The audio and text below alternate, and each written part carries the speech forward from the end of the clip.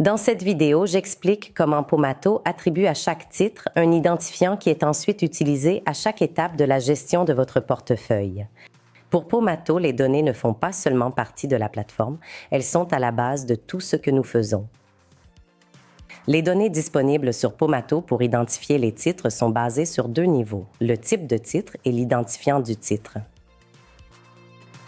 Avec Pomato, vous avez accès à une variété de titres, actions, obligations, ETF, matières premières, devises et crypto. La grande variété de titres nécessite une identification et une classification précise ainsi que le stockage des données dans une base de données de classe entreprise. Cela permet à Pomato de récupérer et d'utiliser rapidement les informations en fonction des besoins de chaque utilisateur. Pour gérer une grande variété de titres, Pomato utilise ce que nous appelons un Security ID, un identifiant statique, unique et immuable lié au symbole alphanumérique attribué par chaque bourse à chaque titre.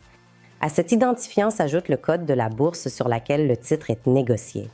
Cette structure de données permet à Pomato d'extraire le code ISIN de chaque titre, qui est ensuite adopté comme identifiant externe principal. Grâce à la ISIN, chaque titre est lié aux autres identifiants fournis par Pomato. Les identifiants fournis par Pomato comprennent le code ISIN, Yahoo Finance, Google Finance, les identifiants de type Bloomberg et les identifiants de type Reuters.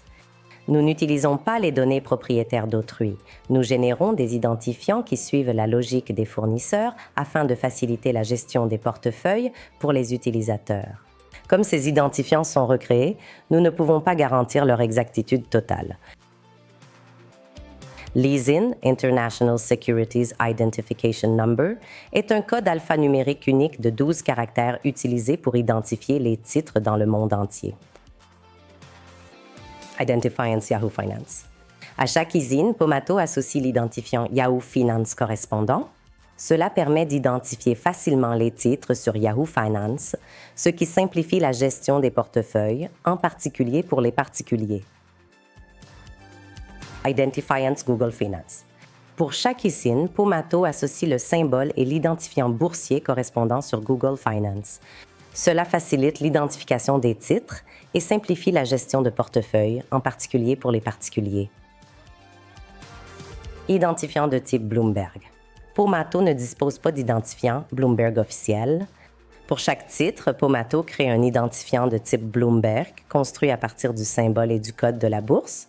De cette manière, les investisseurs professionnels peuvent reconnaître rapidement les titres, même dans le terminal Bloomberg.